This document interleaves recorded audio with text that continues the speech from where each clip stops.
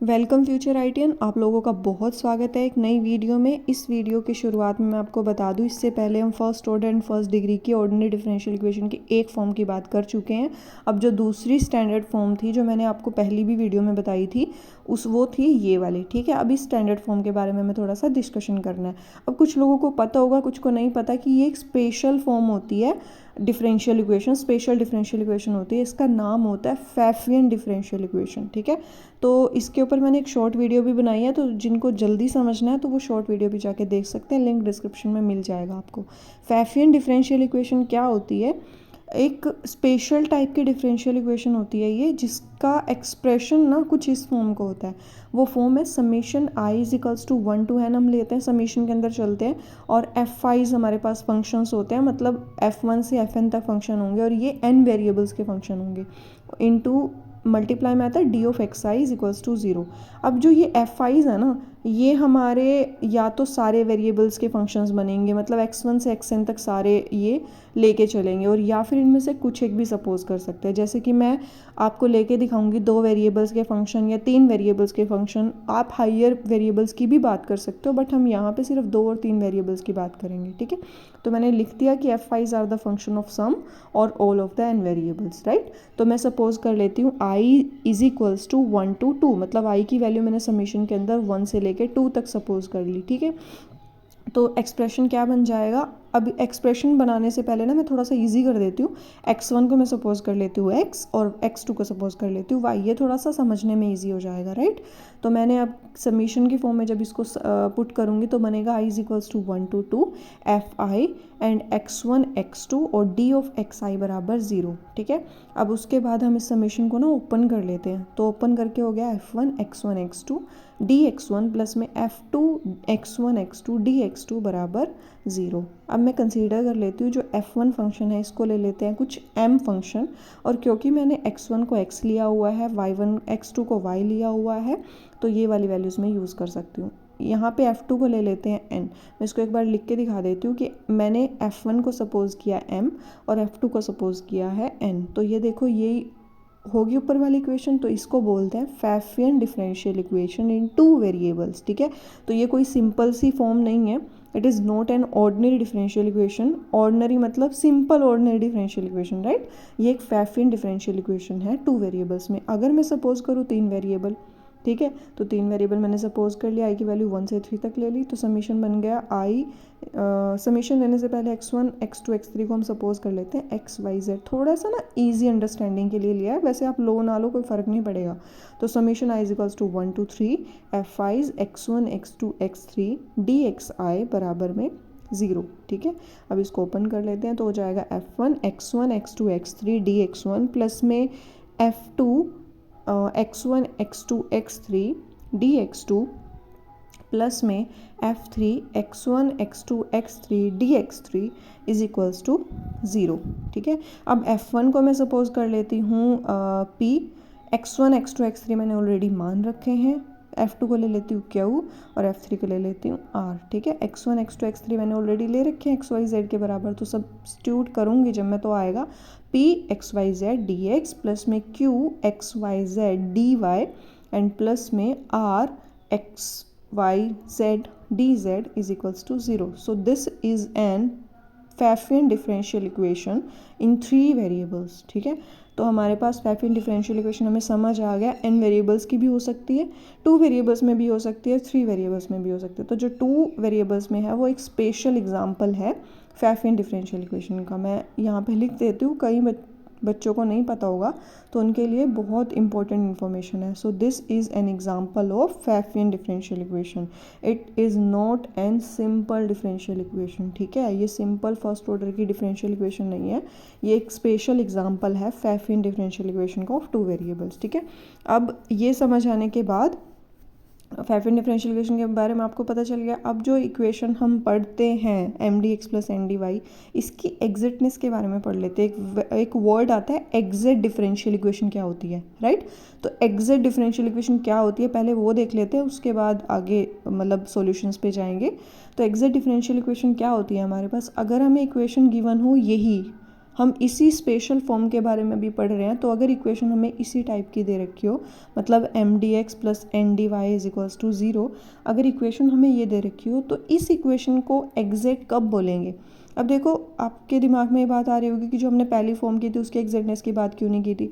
Exactness की बात हम तभी करेंगे अगर हमें ये फॉर्म दी होगी, तो ध्यान रखना है। तो this equation is exact when there exist some another function, कोई एक फंक्शन अगर आपको मिल जाएगा दो वेरिएबल्स का F of x Y such that कि जो ये फंक्शन है ना एफ ऑफ एक्स वाई, इसका कंप्लीट डेरिवेटिव, कंप्लीट मैं वर्ड यहाँ पे अलग यूज़ कर रही हूँ, आप टोटल डेरिवेटिव यूज़ करो वो ज़्यादा बेस्ट है।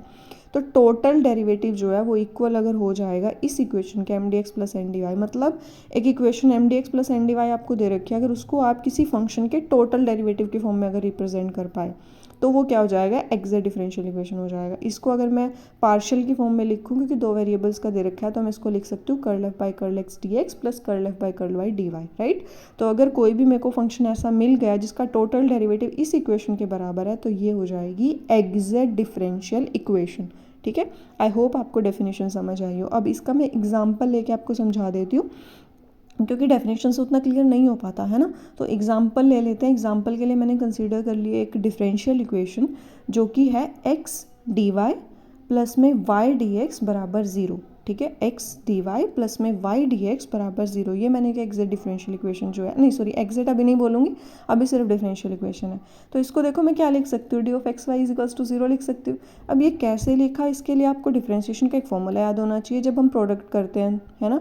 प्रोडक्ट रूल होता है डिफरेंशिएशन का, वो क्या होता था, d by D x of f into g, जहाँ पे एफ और जी दो फंक्शन होते थे एक्स के, तो ये होता था f as it is derivative of g plus में g as it is derivative of F.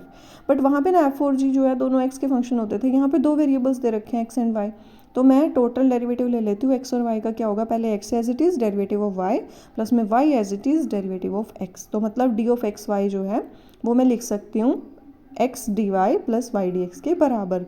ठीक है, तो मेरे को क्या मिल गया, जो एक्स है वो यहाँ पे एम ले लो, नहीं सॉरी उल्टा मैंने बोल दिया, M D x plus N D Y होता है ना, तो पहले वाला एन होगा और ये एम होगा, right. Equation M D x plus N D Y बराबर 0 होती है ना, तो ये थोड़ा ध्यान रखने, कई क्वेश्चंस में आएगा कंफ्यूज करने के लिए। तो M is Y, N is X और एफ ऑफ एक्स वाई हमें मिल गया एक्स मल्टीप्लाई वाई। तो ये इक्वेशन क्या होगी, एग्जैक्ट डिफरेंशियल इक्वेशन होगी, बिकॉज हमने इसको रिप्रेजेंट कर दिया एक फंक्शन के टोटल डेरिवेटिव के फॉर्म में, राइट। तो ये चीज़ होती है एग्जैक्ट डिफरेंशियल इक्वेशन। अब एक थ्योरम होती है, क्योंकि क्वेश्चंस को हम ऐसे नहीं कर सकते, हमारे बारे नहीं एफ ऑफ एक्स वाई ढूंढ सकते। ठीक है, it is not possible to find F of x Y in complex questions. अगर मेरे को कॉम्प्लेक्स क्वेश्चंस कुछ दे दिए, उनमें हम एफ ऑफ एक्स वाई नहीं फाइंड कर पाएंगे। ये इंस्पेक्शन का काम, इंस्पेक्शन मेथड होता है एक, उससे हम कर सकते हैं, बट एक्चुअल में हम नहीं कर पाएंगे। तो इसके लिए एक थ्योरम होती है जिसका यूज़ किया जाता है ये पता करने के लिए कि इक्वेशन एग्जैक्ट है या नहीं है, और अगर एग्जैक्ट हो जाती है उसके बाद क्या होता है ना, उसके बाद हम फाइंड करते हैं सॉल्यूशन, वो भी मैं बताऊंगी। तो एक थ्योरम है, थ्योरम लिख के बता देती हूँ आपको। नेसेसरी एंड सफिशिएंट कंडीशन होती है इस इक्वेशन के लिए, जो मैं स्पेशल फॉर्म की बात कर रही हूँ M D x plus N D Y बराबर 0 के लिए, नेसेसरी एंड सफिशिएंट कंडीशन होती है ऑफ इक्वेशन, कौन सी equation, M D x plus N D Y बराबर 0 is said to be exact. इसको हम एग्जैक्ट कब बोलेंगे, अगर ये इस कंडीशन को फुलफिल करती हो। इक्वेशन कंडीशन कौन सी होती है, curl M by curl Y is equals to curl N by curl x, मतलब partial derivative of M with respect to y equal होना चाहिए partial derivative of N with respect to x. तो questions में काफ़ी use होगा, ये आपको ध्यान रखना है, क्योंकि क्वेश्चंस कॉम्प्लेक्स क्वेश्चन भी आएंगे, राइट। तो ये मेथड आपको याद रखना है। अब मैं प्रूव करके बता देती हूँ, पहले मैं नेसेसरी कंडीशन प्रूव करती हूँ, फिर हम सफिशिएंट पे जाएंगे।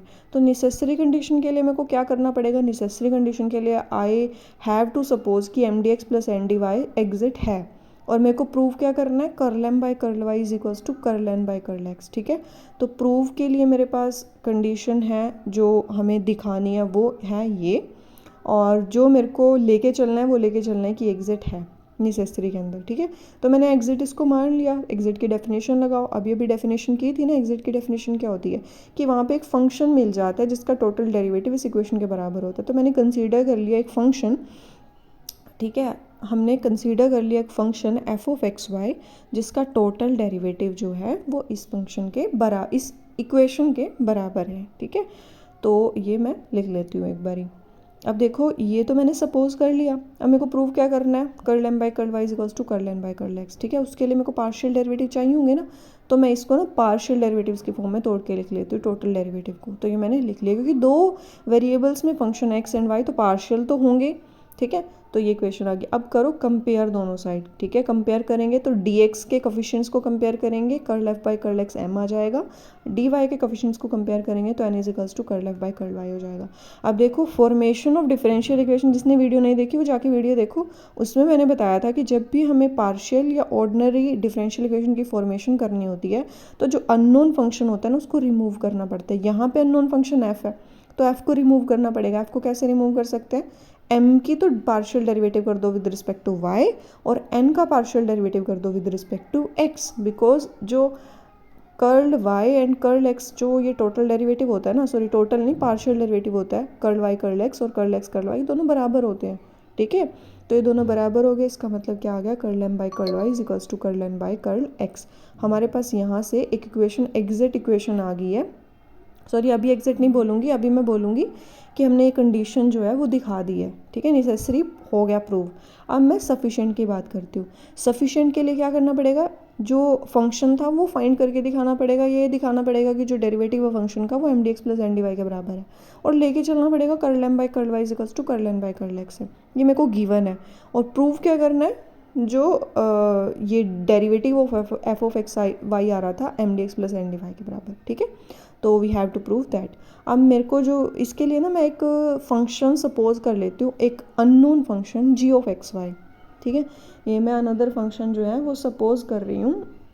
ये मैं क्यों कर रही हूँ, मेरे को फंक्शन का एफ का टोटल डेरिवेटिव दिखाना है M D x plus N D Y के बराबर। अब एम की जगह अगर मैं कुछ ऐसा फंक्शन ले लूँ, ठीक है, मतलब एक ऐसा फंक्शन जो वाई से फ्री है, और एन की जगह मैं एक ऐसा फंक्शन ले लूँ जो एक्स से फ्री है, तो वो वाला मेथड मैं यहाँ लगाऊंगी। ठीक है, तो मैंने g को कंसीडर कर लिया इंटीग्रेशन ऑफ m, और ऐसा लिया कि y से फ्री आए, क्योंकि m का इंटीग्रेशन dx के विद रिस्पेक्ट टू तभी हो सकता है जब m फ्री होगा y से, राइट। यहाँ से अगर मैं सोल्व करूँगी तो m बराबर curl g by curl x आ जाएगा। उसके बाद क्या करूँगी, मैं इस इक्वेशन का यूज़ कर लेती हूँ जो मेरे को गिवन है। ठीक है, राइट हैंड साइड में इसको शिफ्ट किया, बराबर जीरो ले लिया। अब देखो m की वैल्यू यहाँ पे सब्स्टिट्यूट कर दो, तो ये बन गया curl n by curl x minus curl by curl y into में curl g by curl x बराबर जीरो। इम्प्लीमेंट करो इसको कर्ल बाय कर्ल वाई को curl g by curl x के साथ, तो ये हो जाएगा ये। ठीक है, अब देखो ये कर्ल वाई कर्ल एक्स को मैं क्या लिख सकती हूँ, कर्ल एक्स कर्ल वाई, ये मैंने अभी भी बताया था ऊपर। ठीक है, तो ये हो गया कर्ल एक्स कर्ल वाई बराबर zero. Now take common curl by curl X from both of the terms. ठीक है, तो ये हो गया ये। अब देखो n minus curl g by curl y का partial derivative with respect to x zero आ रहा है। इसका मतलब क्या है कि जो n minus curl g by curl y है ना, उसके अंदर x इंक्लूडेड ही नहीं है, तभी उसका पार्शियल डेरिवेटिव जीरो आ रहा है। ठीक है, तो मैं लिख के बता देती हूँ, this has partial derivative with respect to x is equals to zero. ये हमने अभी अभी देखा है। ठीक है, तो दैट मीन्स क्या हो गया, हमारे पास जो n minus curl g by curl y है it is free from x, क्योंकि इनका partial derivative with respect to x zero आ रहा है। ठीक है, तो मेरे को दो ऐसे फंक्शन मिल गए, एक y से फ्री है, एक के अंदर x इन्वॉल्व नहीं है। ठीक है, तो अब मैं एक फंक्शन कंसीडर कर लेती हूँ जो मुझे फाइंड करना था f, उसको मैं कैसा कंसीडर करती हूँ, क्योंकि मेरे को ही फाइंड करना था। ठीक है, तो मैंने ले लिया function f of x Y, और ऐसा लिया है जो मेरे पास कुछ इस टाइप का है कि पहला फंक्शन फ्री है y से और दूसरा फंक्शन फ्री है x से। तो मैंने इसको कंसीडर कर लिया g of x y plus में integration n minus curl g by curl y into d y. इसको मैंने ऐसा सपोज कर लिया। ठीक है, ये मैंने खुद से सपोज किया है, कुछ ऐसा नहीं है कि कहाँ से आया, ये खुद से सपोज करना पड़ेगा। अब g ऑफ एक्स वाई तो हमारा क्या होता है m और m नहीं सॉरी इंटीग्रेशन ऑफ m, और वो क्या था f से y से फ्री था, और ये दूसरे वाला x से फ्री है। ठीक है, तो अब क्या करूँगी मैं, टोटल डेरिवेटिव ले लूँगी दोनों साइड, टोटल डिफरेंशिएशन करो तो D F is equals to D G, क्योंकि यहाँ पे जी ऑफ एक्स वाई है, और प्लस में यहाँ पे डेरिवेटिव और इंटीग्रेशन कैंसिल हो जाएंगी, तो ये बचेगा n minus curl g by curl y into d Y, right. अब देखो यहाँ से इसको तो हम नहीं सॉल्व करेंगे क्योंकि मेरे को यही चाहिए था एंड में, राइट। इसको हम सोल्व कर लेते हैं। Curl g by curl x D x plus में curl g by curl Y D y. ये हम क्यों कर रहे हैं? टोटल डेरिवेटिव है ना, पार्शियल डेरिवेटिव्स में कन्वर्ट कर लो इसको, क्योंकि सोल्व करना पड़ेगा हमें, ऐसे तो हम नहीं लिख सकते। तो यहाँ पे देखो जो सेकंड और फोर्थ टर्म है वो कैंसिल हो जाएंगे एक दूसरे के साथ, तो यहाँ से इसकी वैल्यू तो m थी, तो आ गया M D x plus N D Y. अब समझ आया? तो हमें मिल गया एक फंक्शन ऐसा जो M D x plus N D Y के बराबर है। तो सफिशिएंट कंडीशन भी प्रूव होगी।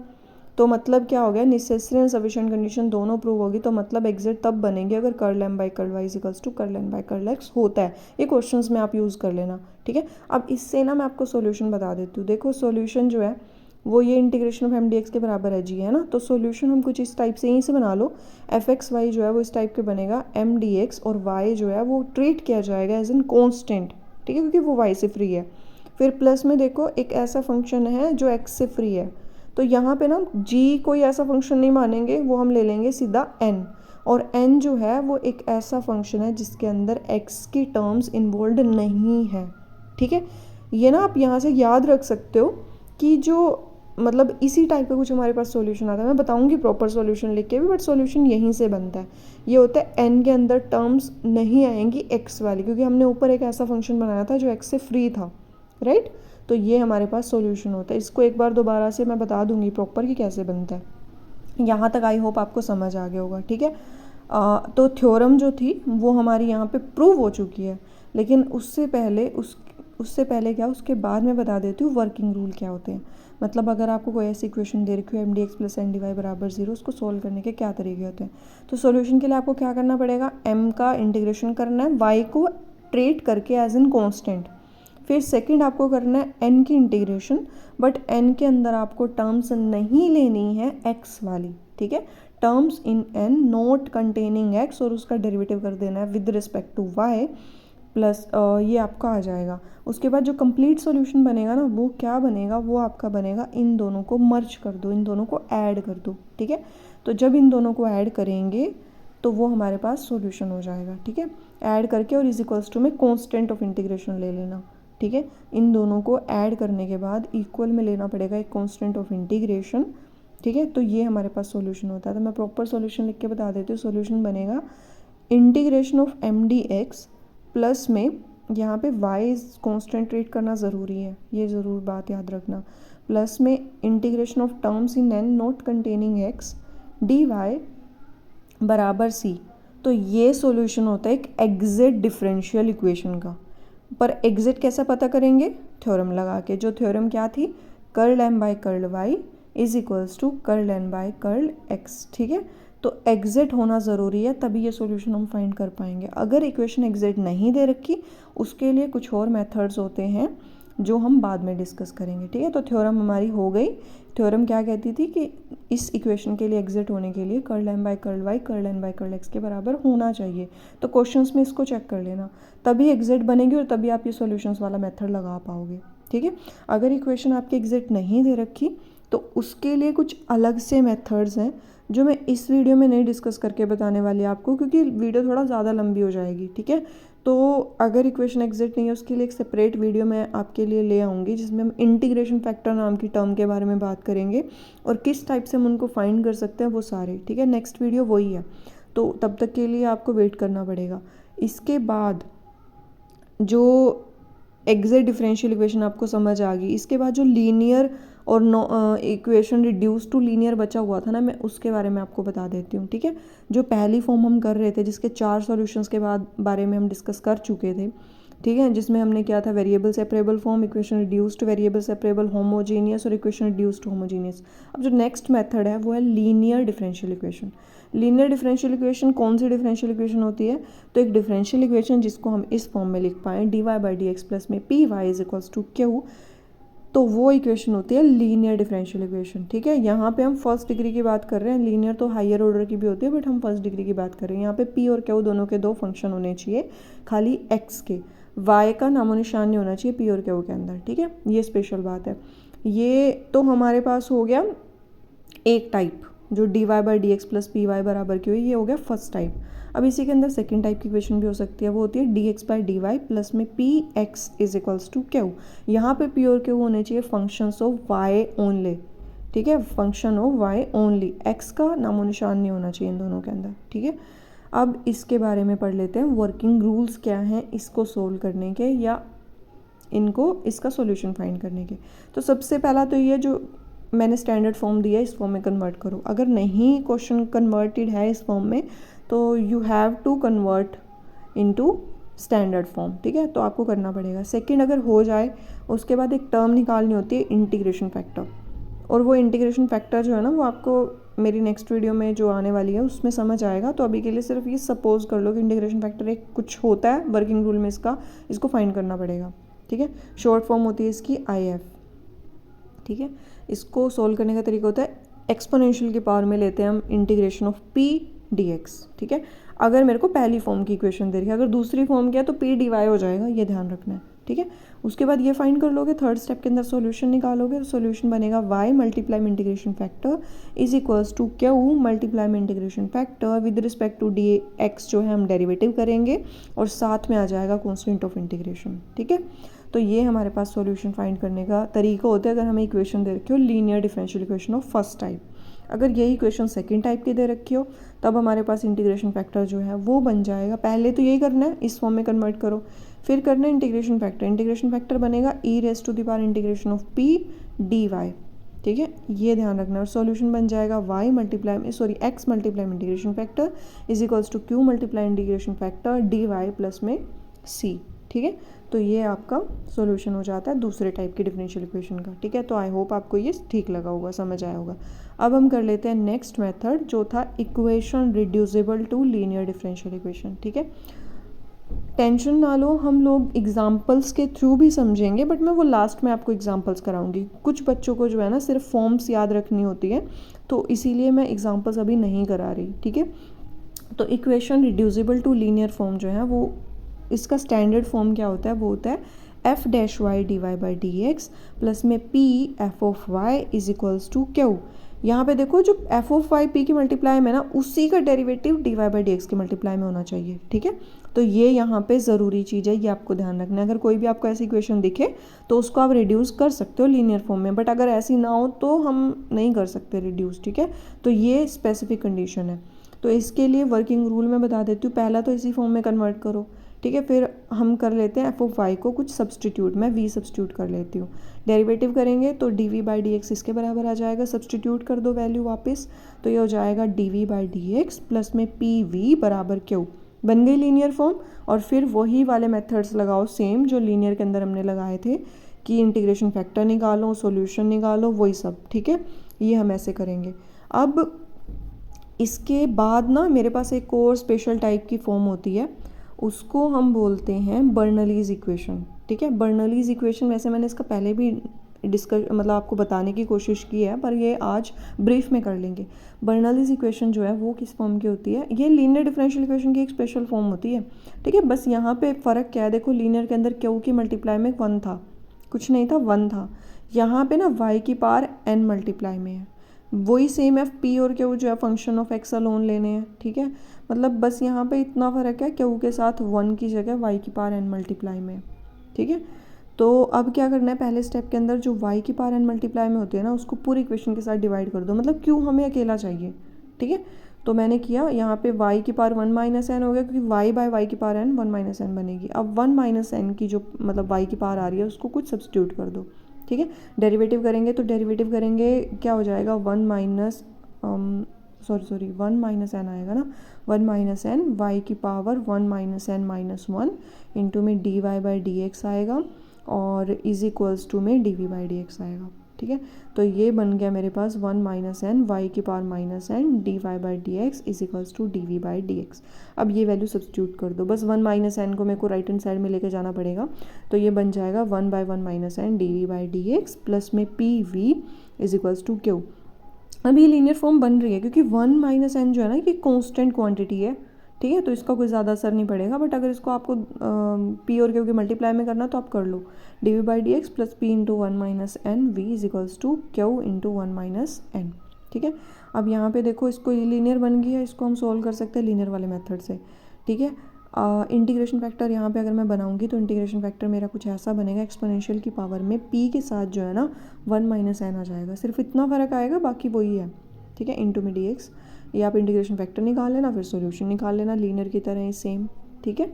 तो ये जो है जैसे मैंने लीनियर में किया हुआ वैसे ही मेथड लगाना है, ठीक है।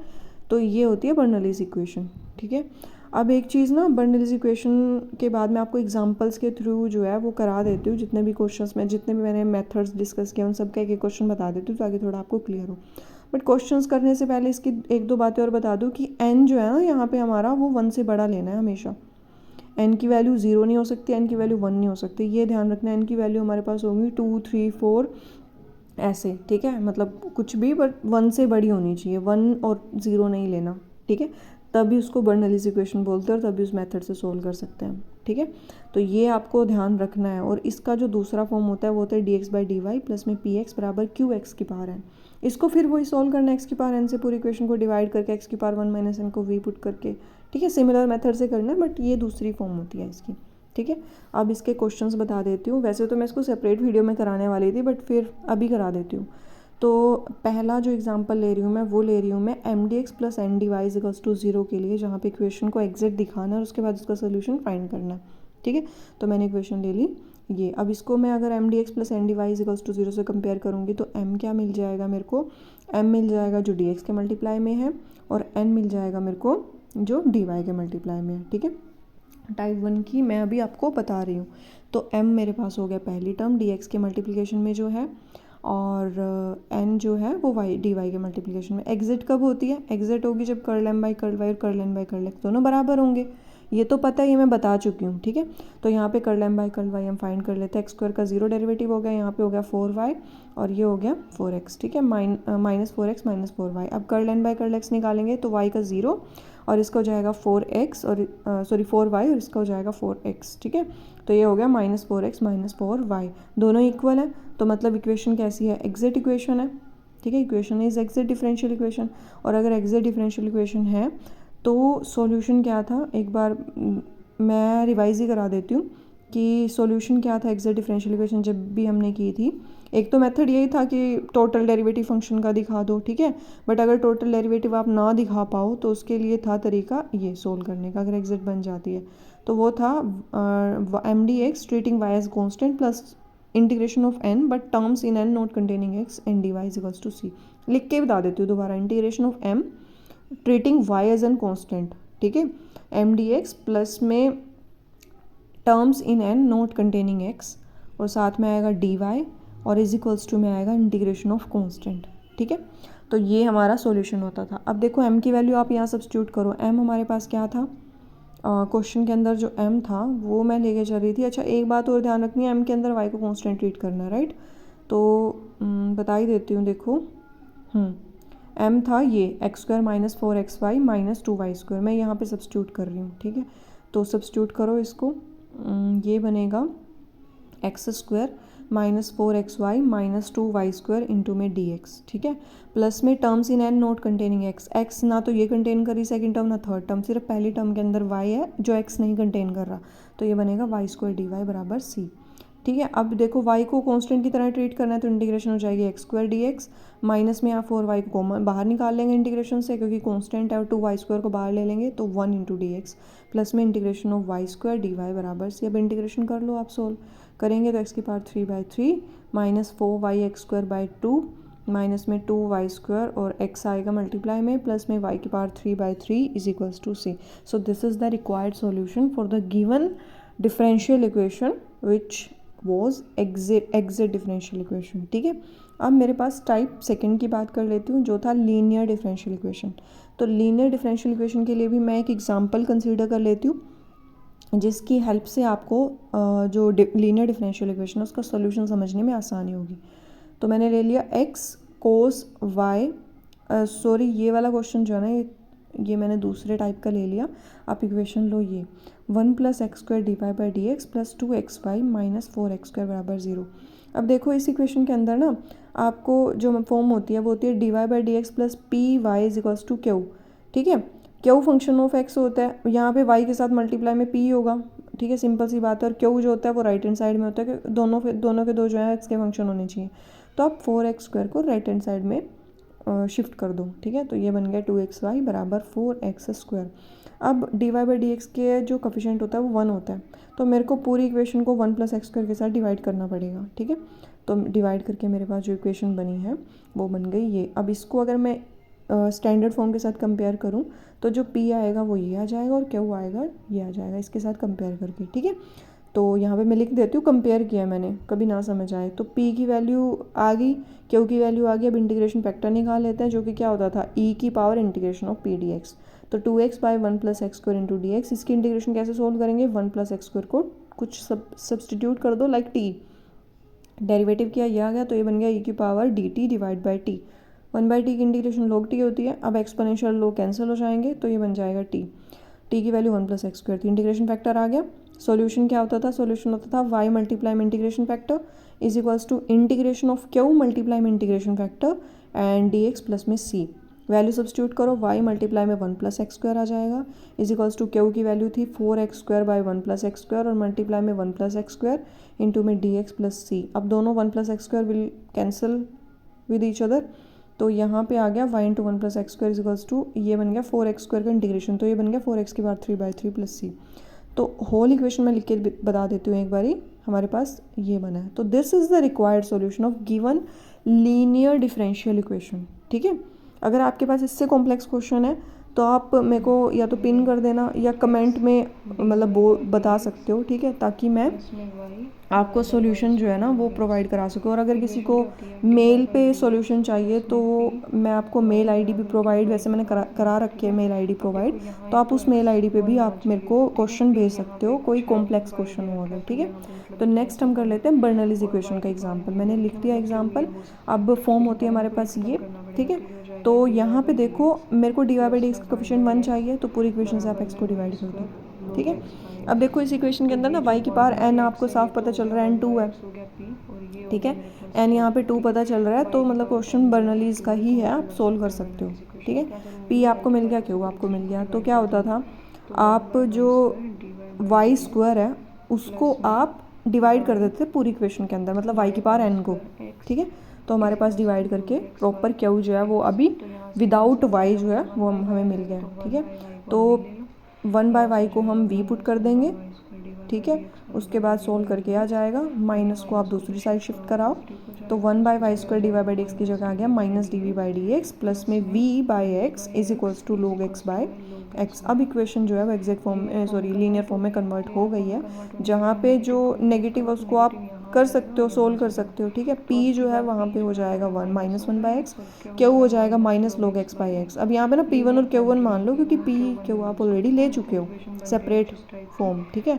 लीनियर की फॉर्म में एक बार दोबारा बता देती हूँ, ये होता था p1y = q1। मैंने ये फॉर्म ली है जहाँ पे p1 जो है वो -1/x और q1 -log x/x। Integration factor क्या होगा, e⁻−p1 dx, माइनस नहीं पॉजिटिव, क्योंकि माइनस तो मैं लेके चल रही हूँ, तो ये हो गया e⁻−log x, ठीक है। तो ये हो गया e⁻log x⁻−1, log exponential cancel, तो 1/x आ गया। यहाँ पे मैंने यूज़ किया log m⁻n which is n log m, ठीक है। ये प्रॉपर्टी आपको पता होगी। तो अब सॉल्यूशन निकालो। सॉल्यूशन क्या होता था, v की फॉर्म में है, v × integration factor is equals to q मतलब -log x/x मल्टीप्लाई में x और dx के with respect to derivative integration करनी है प्लस में c। तो v/x is equals to -log x/x² into में dx प्लस c। अब इसको इंटीग्रेशन को सॉल्व करने के लिए ना मेरे को इलेट मेथड लगाना पड़ेगा। आई होप आप सबको याद हो 12th 11th में जब इंटीग्रेशन सॉल्व करते हैं तो उसमें इलेट मेथड होता था, ठीक है। उसके अकॉर्डिंग हमें कौन सा फंक्शन फर्स्ट फंक्शन मानना होता है, कौन सा सेकंड फंक्शन मानना होता है, वो पता चल जाता है। तो log मेरे को यहाँ पे फर्स्ट फंक्शन मानना पड़ेगा इस मेथड से, और x⁻−2 को सेकंड। तो सोल्व कर लेती हूँ मैं इसको एक बारी, आप एक बारी देख लेना कैसे किया, ठीक है। तो ये हो गया -log x as it is, और x⁻−2 की इंटीग्रेशन हो जाएगी x⁻−1 बाय में -1, फिर माइनस होता है log x का इंटीग्रेशन। log x का इंटीग्रेशन जो है वो होगा 1/x और मल्टीप्लाई में डेरिवेटिव, और मल्टीप्लाई में इंटीग्रेशन होगी x⁻−2 की, ठीक है। अब इसको थोड़ा सा और सोल्व कर लेते हैं, फर्दर इंटीग्रेशन जो दी हुई है इसको अलग से सोल्व कर लेते हैं। -log यहाँ पे ना हाँ ये डिवाइड में चला जाएगा तो minus root of X by X, ये माइनस माइनस प्लस हो जाएगा और यहाँ पे बन गया integration of 1 by X square या फिर एक्स की पावर -2। ठीक है, अब इसको दोबारा से सोल्व करके बता देती हूँ। ये बन गया v बाई एक्स, नेगेटिव जो है वो अंदर मल्टीप्लाई करो तो log x by x positive हो जाएगा और इसकी मल्टीप्लाई जब यहाँ करूँगी एक्स की पावर -2 की इंटीग्रेशन क्या होगी, एक्स की पावर -2 + 1 बाय में -2 + 1 मतलब -1 बाय एक्स होगी। ठीक है, तो माइनस और माइनस जो है दोबारा से प्लस हो जाएगा क्योंकि बाहर माइनस पड़ा हुआ है, तो +1 बाई एक्स प्लस में c। ठीक है, v की वैल्यू आप सब्स्टिट्यूट कर सकते हो 1 बाय वाई, तो यहाँ पे हो गया 1 by X Y is equals to log x plus 1 by में x प्लस सी। अब x आप कैंसिल कर सकते हो दोनों साइड, तो 1 by Y is equals to log x plus 1 plus में c के मल्टीप्लाई में आ जाएगा x, सॉरी प्लस आएगा यहाँ पे सी एक्स। ठीक है, प्लस में सी एक्स, ये आपका रिक्वायर्ड सोल्यूशन आ गया। अगर इसको थोड़ा सोल्व करना है तो आप ऐसे कर सकते हो, कोई कंपल्शन नहीं ऐसे करना, आप ऊपर वाली फॉर्म भी ले सकते हो। ठीक है, तो दिस इज़ ऑल्सो ओके। सो ये हमारा कंप्लीट हो गया सबके सॉल्यूशंस। ठीक है, आई होप आपको वीडियो ठीक लगी हो। अगर ठीक लगी हो तो do like and share the video and do not forget to subscribe your own channel the future ideas dream of a failure. Thank you so much for watching.